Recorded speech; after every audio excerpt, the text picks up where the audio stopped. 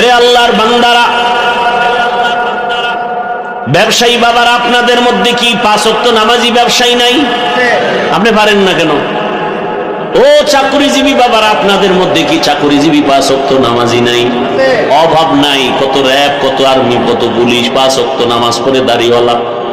যুবকেরা মাঝে মাঝে ঢাকা কলেজের গেইটে গিয়া দাঁড়ায় দেখো, তোমার মতো যুবক মাথায় পাগড়ি, বড় দাড়ি, বড় জামা পরে কলেজে ক্লাস করে। মিথ্যা বলছি? পেছন দিক দিয়া তাকাইলে মনে হয় মসজিদের কোনো ক্ষতি, অথচ আরবিও ভালো করে জানে না। এই অবস্থা কেন? বলে স্কুল কলেজ জেনারেল লাইনে পড়ছে ঠিক, ওই কিন্তু মা বাবার দোয়া লাগছে আর আলেমের নজর লাগছে। ওলামায়ে কেরামের নজরে বড় দাম। ও পর্দার আড়ালের আম্মা জানেরা, বোনেরা, আপনাদের মতো কত মা, কত বোন এই এলাকায় 5 ওয়াক্ত নামাজ পড়ে, পর্দা করে, অভাব নাই।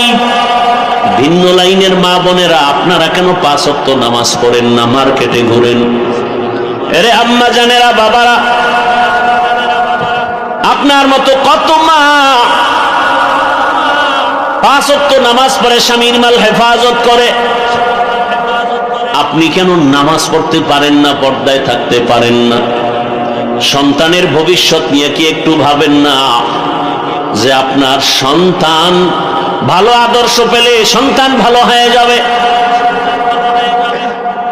এক সময় আপনি দুনিয়ার থেকে চলে গেলে সন্তান গর্ব করবে আর দোয়া করবে।